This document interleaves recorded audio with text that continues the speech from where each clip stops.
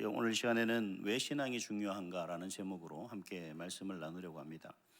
오늘 본문을 보면 그 이스라엘의 그 멸망에 대한 역사적인 마지막 사실을 이야기하고 있는 것 같습니다. 왜 이스라엘이 망할 수밖에 없었느냐, 그리고 그 망하는 마지막 그 모습이 어떠했는지를 보여주는 아주 끔찍한 그런 본문인 것 같습니다. 이 말씀 속에서 가만히 보면 이 유다의 마지막 왕 시드기야가 그동안 하나님 앞에 어떤 모습으로서 평가되었는가 하는 부분들이 우리를 살펴보게 하는 그런 부분인 것 같은데, 가만히 보면 참 이 시드기야가 왕이 된 배경들을 가만히 보고, 그리고 오늘 본문에서 그 시드기야가 왕이 됐었음에 대해서 이야기하고 있는 여러 정황들을 가만히 보면 하나님께서 오늘날 우리에게 분명히 말씀하시고자 하시는 그 뜻이 분명하다라는 것을 우리가 볼 수가 있습니다. 시드기야의 본명은 우리가 알고 있듯이 역대하 36장 10절에 보면 마따니아라고 하는 것을 우리가 분명히 알 수가 있고요. 이 마따니아가 왕이 된, 즉 시드기야가 왕이 된 배경에는 바벨론 왕이 있었습니다. 이 바벨론 왕이 먼저 있었는데, 왕조를부터 이렇게 간단하게 이야기를 해보면 우리가 잘 알고 있는 그 유다의 종교 개혁을 일으켰던 왕 요시야 왕이죠. 이 요시야 왕은 세 아들이 있었습니다. 첫째가 여호야김이고, 둘째가 여호와아스고, 셋째가 시드기야였습니다. 근데 이 요시야 왕의 뒤를 이은 왕이 누구냐면 첫째 아들이 아니라 둘째 아들인 여호와아스였습니다. 그리고 이 여호와아스 다음에 왕이 된 사람이 첫째 아들인 여호야김이 왕이 됐고요. 그리고 그 여호야김 첫째 아들을 왕위를 이어받은 게 여호야김의 아들인 여호야긴입니다. 그리고 이 여호야긴이 또 포로로 붙잡혀 가고 난 이후에 바벨론에서 왕으로 세운 게 누구냐면 이 요아스의 셋째 아들 이 시드기야입니다. 그러니까 이 시드기야가 유대의 마지막 왕인 거죠. 그리고 그동안에는 언급을 잘 하지 않았습니다만 이 시드기야의 어머니가 누구냐라고 이야기하는데 바로 림낫 사람 예레미야 딸이다라고 그렇게 이야기를 하고 있는 것을 볼 수가 있습니다. 바로 요시야 왕의 아내죠, 이 하무엘이라는 사람은. 그리고 이 하무엘은 여호와스와 시드기야의 어머니가 되는 것을 우리가 볼 수가 있습니다. 왜 이러한 그 왕조를 이야기하고 그리고 나서 유대가 멸망하게 된 사건을 이야기하면서 오늘날 우리에게 과연 어떤 메시지를 우리에게 전하는 것일까를 가만히 생각을 해봤는데, 유다의 전체, 이스라엘 나라의 전체에 대해서 하나님은 선지자를 세웁니다. 그리고 선지자를 통해서 하나님의 말씀을 선포하게 하죠. 그리고 그 선지자를 통해서 선포된 하나님의 말씀은 왕과 제사장을 통해서 그 백성들이 지켜 행하도록, 그리고 그 백성들이 하나님과 교제할 수 있도록 왕과 제사장이 각각의 역할을 감당하는 것을 볼 수가 있습니다. 그런데 문제가 발생하는 것을 우리가 계속해서 보게 됩니다. 이 열왕기서와 역대서를 통해서 가만히 보면 정말 가끔씩 중간중간에 왕이 자신의 어떤 정치적인 행동이나 그런 부분들을 잘못돼서 이 이스라엘이 어려움에 처하고 있는 사실들을 너무나 많이 봅니다. 그러나 그 중에서 하나님께서는 선지자를 보내서 계속해서 하나님의 말씀이 온전히 이루어지지 않은 것에 대해서 이스라엘 백성들에게 경고하고 그들이 참된 신앙으로 회복할 것을, 하나님께로 돌아올 것을 계속해서 촉구하는 것을 볼 수가 있습니다. 그러나 그 하나님의 말씀을 백성들이 온전히 말씀을 행하고 그 하나님과 교제하며 나아가도록 가르치고 이끌어가야 될 왕과 제사장들은 자신의 이익에 눈어두어서 그 하나님의 뜻을 온전히 살피지 못하는 그런 결과를 볼 때, 결국 그때는 어떻게 되냐, 하나님의 징계가 그때마다 이루어지는 것을 볼 수가 있죠.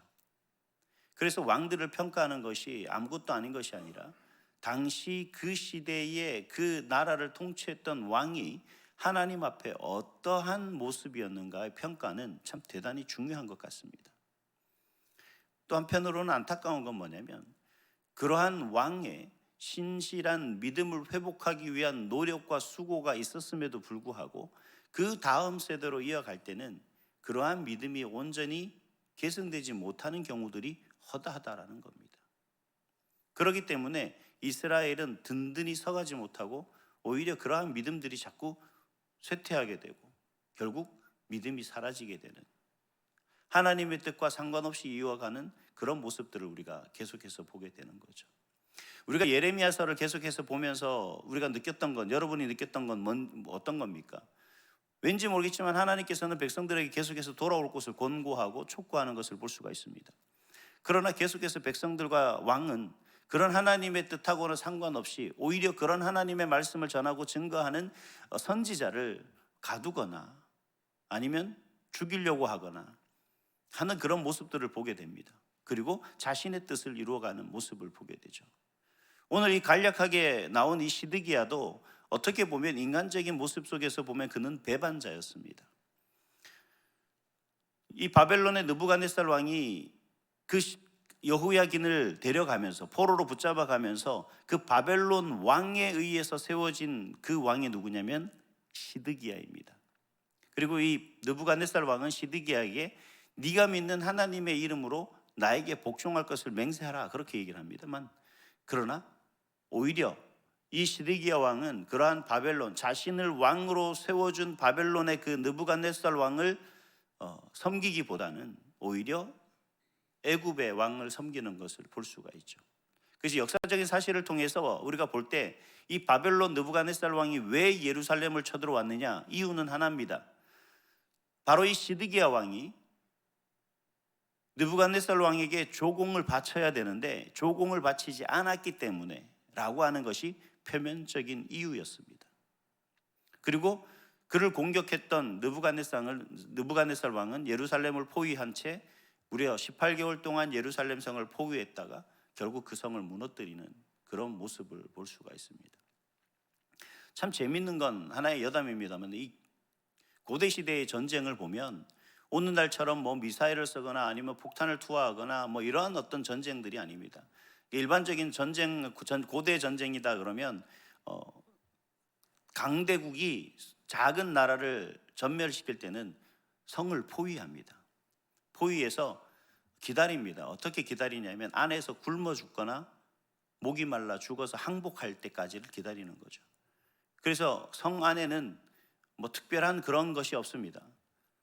그 속에서 물이 끊어진다거나 아니면 식량이 떨어지면 도망을 가기 위해서 성문을 열거나 아니면 항복을 하거나 둘 중에 하나가 되는 거죠. 오늘 이 느부갓네살 왕도 이 예루살렘 성을 18개월 동안 포위하고 있었던 것은 물론 그렇게 오랫동안 포위할 일은 아니었습니다만 애굽이 자꾸 그 전쟁에 개입하려고 하는 그런 모습이 있었습니다. 그런데 하나님께서 그런 애굽의 간섭을 철저하게 배제했던 거죠. 그래서 무려 18개월 동안 포위당했던 예루살렘은 결국 그 성벽이 무너질 수밖에 없는, 그리고 파괴될 수밖에 없는 그러한 처지에 이르는 것이고, 결국 이 사건으로 말미암아, 이 시드기야 왕으로 말미암아서 그동안 창대했던 하나님이 세우신 이 이스라엘이라는 그 존재는, 나라는 완전히 역사 속에서 이제 멸망하게 되는, 그래서 예루살렘의 유다의 멸망인 이루어지는 마지막 왕, 그 시드기야의 모습을 보게 됩니다. 그리고 그 시드기야 왕의 비참한 모습을 보게 되죠. 비참한 말로를 보게 됩니다. 그 시드기야 왕의 모습은 어떤 모습이었습니까? 결국 도망가다가 포로로 붙잡혀서 느부갓네살 왕에 붙잡혀 갔을 때 느부갓네살 왕이 어떻게 죽이는지에 대해서 오늘 잘 기록해 놓은 것을 볼 수가 있습니다. 일단 단순히 느부갓네살 왕이 잔인하고 무서운 것이 아니라 정말 하나님 안에서 하나님대로 말씀대로 살아가지 못하는 우리의 모습이 과연 어떤 것인가를 생각하게 하는 그런 모습인 것 같습니다. 저는 오늘 본문을 말씀을 묵상하면서 그런 생각했습니다. 앞에서 잠깐 언급했지만 하나님께서는 선지자를 통해서 하나님의 말씀을 전하고, 그리고 왕과 제사장을 통해서 이스라엘 백성들이 하나님의 말씀을 온전히 지키도록, 그리고 하나님과 깊은 교제할 수 있도록 그러한 통로를 열어주신다라고 했는데, 그렇다면 오늘날 우리는 어떤 삶 속에 살아가고 있을까? 우리는 교회라는 교회 공동체 속에서 하나님의 말씀을 듣고 배우고 있습니다. 또 그리고 그 교회 공동체 속에는 각각의 가정 공동체가 있죠. 그래서 가장으로서 또 혹은 믿음의 가장으로서 우리는 서 있다라는 겁니다. 그럼 이제 우리 가족 공동체가, 우리가 하나님 안에서 내가 온전히 참된 하나님의 말씀을 믿고 그 믿음으로 서가는 데 있어서 과연 우리가 어떤 모습으로 서야 되는가? 이건 단순히 부모의 모습이 아니라 내가 한 집안에, 내가 한 가정의 가장으로서, 즉 그 가정이라는 작은 공동체를 통치하는 통치자로서, 그리고 내가 하나님을 믿고 그 하나님 말씀을 온전히 교제하며 하나님 앞에 나가야 되는 그러한 어떤 믿음의 제사장으로서 우리 자녀들에게 어떻게 신앙을 우리가 계승할 수 있을까 하는 그런 부분들에 대해서 두 가지로 간략하게 말씀을 드리려고 합니다. 첫 번째는 뭐냐면, 이러한 신앙 유산은 당연히 계승되는 것은 아니다라는 겁니다. 우리가 일반적으로 모태신앙에서 아무것도 못하는 신앙이 모태신앙이다 이렇게 얘기하는 경우도 있습니다만, 사실 이 모태신앙 자체도 그 믿음이 계승되어지는 한 부분이죠. 근데 우리가 너무 당연하게 부모님이 믿었으니까 그 자녀들이 믿는 것은 당연하다라고 생각할 수가 있습니다만, 여러분, 믿음이라는 것은, 신앙이라는 것은 그냥 계승되어지는 게 아니다라는 겁니다. 그리고 그러한 자녀들이 그 신앙 속에서 당연시 하나님 앞에 신실한 믿음을 가지고 살아갈 것이다 라고 하는 것은 결코 간과해서는 안 될 사항이라는 거죠. 항상 우리가 우리 자녀들의 믿음을 위해서 부모로서의 역할과 사명이 무엇인지를 생각을 해봐야 됩니다. 즉, 우리의 수고와 우리의 관찰과 우리의 관심과 또 우리의 가르침과 우리의 이끌림이 없이는 우리 자녀들이 그 믿음을 온전히 계승하고 그 믿음을 온전히 성장, 성숙시킬 수 있는 그러한 수준에 도달하고 있는가를 살피는 것이 바로 부모의 역할이라는 거죠. 앞에서 잠깐 언급드렸듯이 우리가 본문을 통해서 가만히 살펴봤을 때 이 시드기야 왕에 대한 그 모든 부분에 대해서 왜 하나님께서, 우리가 이걸 좀 관심을 가져야 될 것은 뭐냐면, 바벨론 왕이 이 시드기야 왕을 공격한 것의 표면적인 이유는 그 바벨론 왕 느부갓네살에게 조공을 바치지 않은 것이 표면적인 이유다라고 그렇게 말씀을 드렸습니다. 근데 하나님은 그러한 느부갓네살 왕의, 시드기야 왕에 대해서 그렇게 말하지 않습니다. 2절 말씀을 같이 다시 한번 읽겠습니다. 2절을 보시겠습니까? 같이 읽습니다. 시작. 그가 여호와김의 모든 행위를 본받아 여호와 보시기에 악을 행한지라. 아멘. 자, 여기서 아이러니한 것은 뭐냐면, 아버지의 그 신앙 모습을 온전히 본받고 그러한 아버지가 진정한 신앙 개혁을 위해 얼마나 수고하고 노력을 했는지에 대한 그 신앙을 본받은 것이 아니라, 여호야김, 앞에서 여호야김은 누구라 그랬어요? 첫째 형이라 그랬지 않습니까? 그리고 첫째 형의 아들, 즉 시드기야 바로 앞에 있는 왕은 그 여호야김, 그 아들인 여호야긴이다라고 제가 말씀을 드렸습니다. 지금 시드기야가 아버지 그 요아스의 신앙과 그러한 신앙 정신을 물려받은 것이 아니라, 본받은 것이 아니라 바로 그 형인 여호야김의 그러한 신앙 모습을 본받고 있는 거죠. 한편으로는 이렇게 생각할 수가 있습니다. 정치적인 모습 혹은 나라를 다스리는 어떤 그런 부분에서 형의 그러한 정책이 아마 그 시드기야에게 맞았을지는 모르겠습니다. 그게 옳다라고 생각했을지는 모르겠습니다. 근데 가장 중요한 게 하나에 빠져 있죠.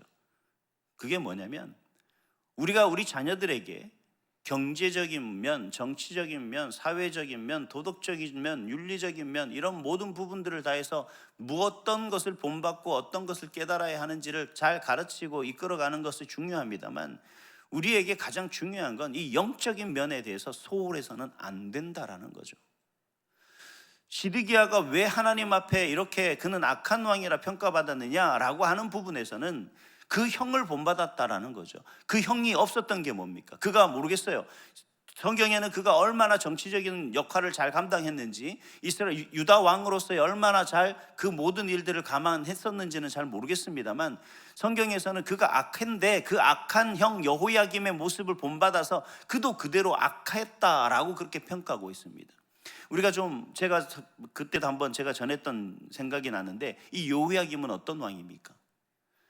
하나님의 말씀을 전하고 증거하는 그 선지자를 옥에 가두고 온갖 악행을 했던 그 하나님의 말씀을 한 장 한 장 낭독하며 그것을 받아들고 그것을 불태웠던 왕이 바로 이 여호야김이었습니다. 그러한 악행의 모습, 즉 하나님의 말씀을 존중하거나 그 하나님의 말씀을 온전히 마음으로 받고 마음에 새기는 그런 왕이 아니라 하나님의 말씀을 무시하고 하나님의 뜻이 무엇인지는 상관없이 오로지 자기의 뜻대로 생각대로 그 모든 것을 행했던 그 왕이 바로 여호야김이었어요. 근데 이 시드기야가 어떻다고요? 그를 본받았다라는 겁니다. 그가 했던 대로 똑같이 했었다라는 거예요. 하나님이 보시는 건 그가 그 어떤 조공을 바쳤느냐 안 바쳤느냐 이 문제가 아니라 그가 하나님 안에서 그 하나님이 바라고 원하시는 그 뜻을 온전히 받아들이지 못하고 있다라는 겁니다.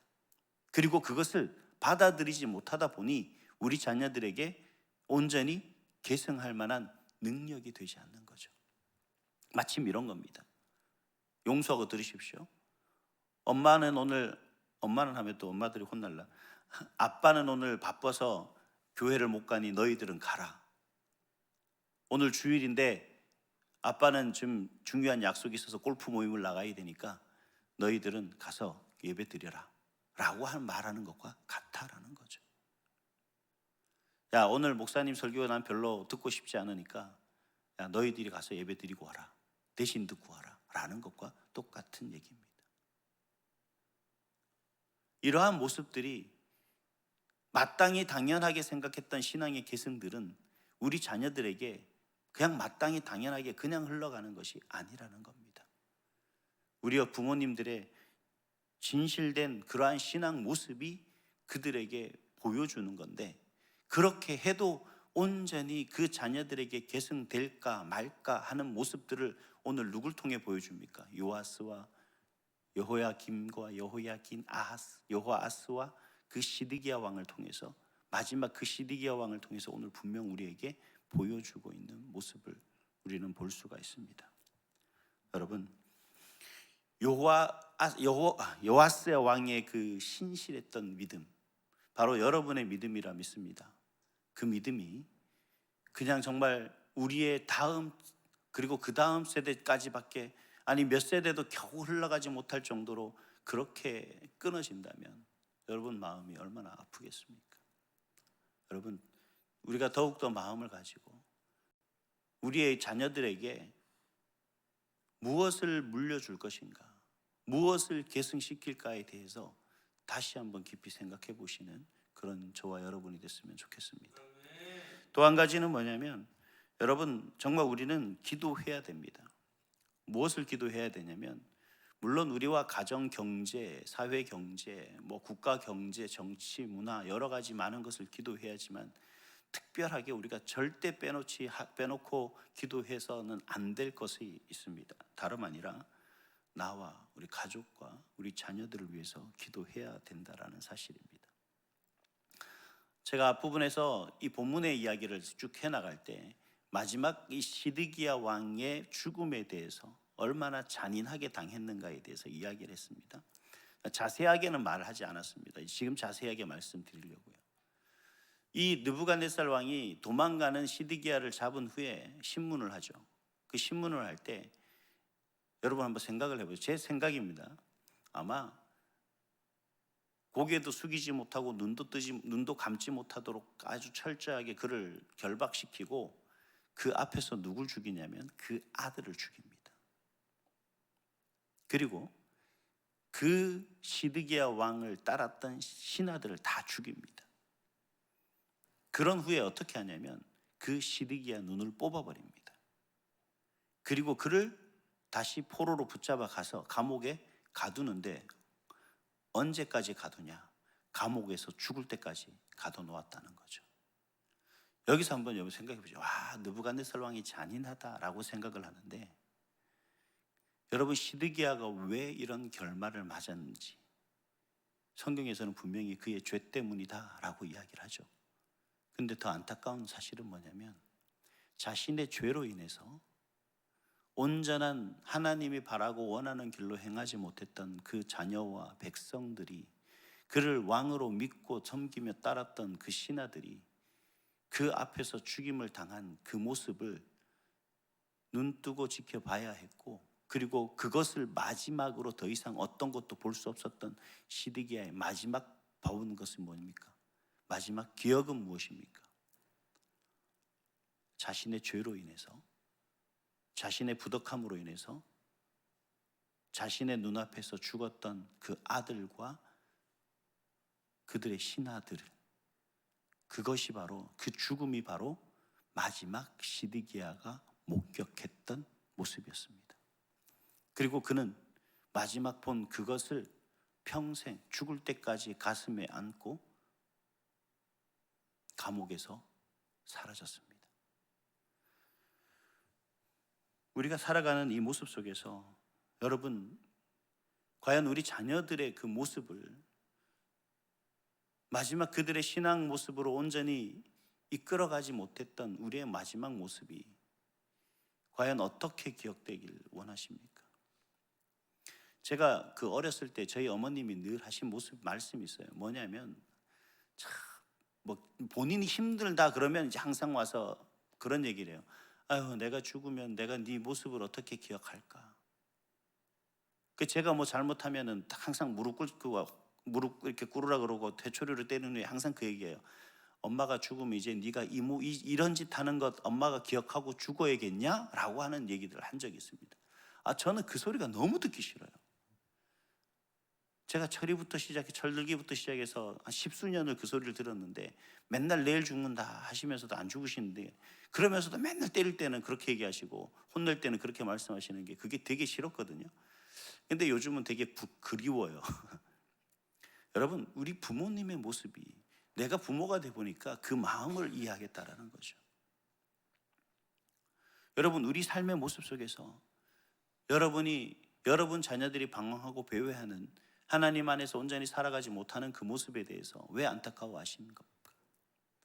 바로 이 시드기야 왕의 그 모습이 우리 가운데 각인되어 있기 때문에 그런 건 아닐까요? 또 그렇게 내 마지막 모습에, 내 마지막 눈에 담는 자녀의 모습이 하나님 앞에 신실한 모습으로서, 참된 신앙인으로서, 하나님의 자녀로서 살아가지 않는 그 모습이 아니라 정말 하나님의 영광을 위해서, 하나님의 뜻을 이루는 일에 가장 존귀하게 아름답게 세움받고 쓰임받는 그런 자녀가 되기를, 그 마지막 그 모습을 바라보기 위한 그런 삶의 모습 아니겠습니까? 여러분, 그래서 우리는 뭘 해야 됩니까? 기도해야 됩니다. 정말 목숨 걸고 기도해야 됩니다. 우리 자녀들을 위해서 목숨 걸고 기도해야 돼요. 우리 자녀들이 나보다 더 좋은 믿음으로 하나님 성장할 수 있도록 하나님 도와주시옵소서. 하나님, 정말 우리 자녀들을 붙잡아 주시되 성령의 놀라운 역사심으로, 강권하심으로 그들 마음을 녹이시고, 그들이 온전한 그 마음밭에 온갖 죄악들을 다 녹이고 사라지게 하셔서 그 속엔 진정한 믿음의 씨앗이 자라나 30배, 60배, 100배의 결실을 맺는 놀라운 믿음의 역사가 일어나게 하여 주시옵소서. 바로 저와 여러분의 사명인 줄 믿습니다. 여러분, 이 사명을 잘 감당하신, 그래서 여러분의 눈 속에 마지막 하나님의 그 놀라운 은혜 가운데 살아가는 그 인생의 기억 속엔 정말 참된 하나님의 사람으로 온전히 서 있는, 예수님의 제자자고 제자로 쓰임받는 사랑하는 자녀들의 모습으로 기억될 수 있기를 주님의 이름으로 축복합니다. 기도하겠습니다.